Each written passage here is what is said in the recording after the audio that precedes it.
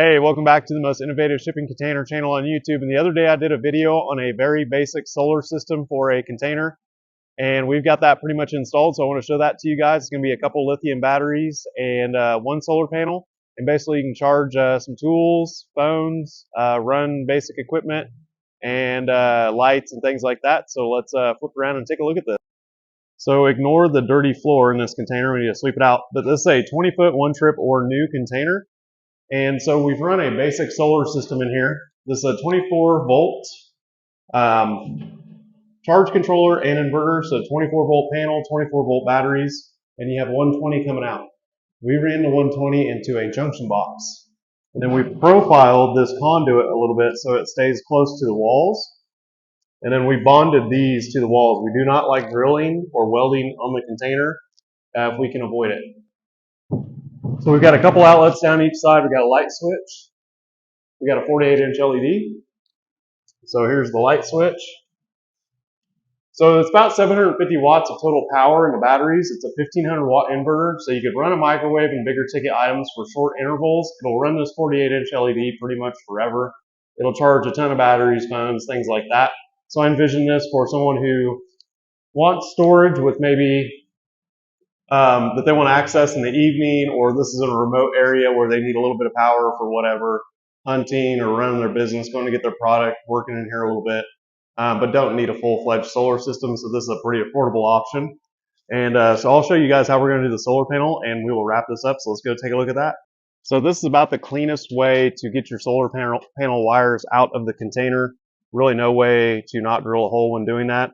Here are the cables. We need to put MC4 connectors on the end of those. I will show those to you.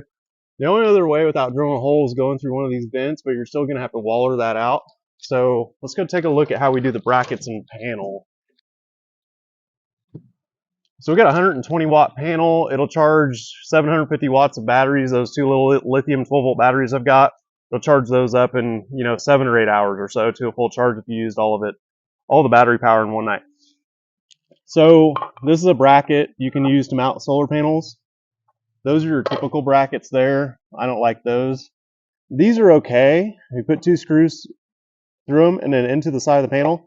The only problem is I like to bond these to the roof of the container, and that's not really ideal for bonding. So we actually make our own, and I'll show you how we make our own. Here's the MC4 connectors that we need to put on the wires coming out of the container. So this is a 24 volt panel. That is an MPPT charge controller, so we could run a 36 volt or bigger solar panel and it would adjust the voltage, but I had a 24 volt panel laying around, so we're going to run that. So what we do is we use a higher temperature plastic.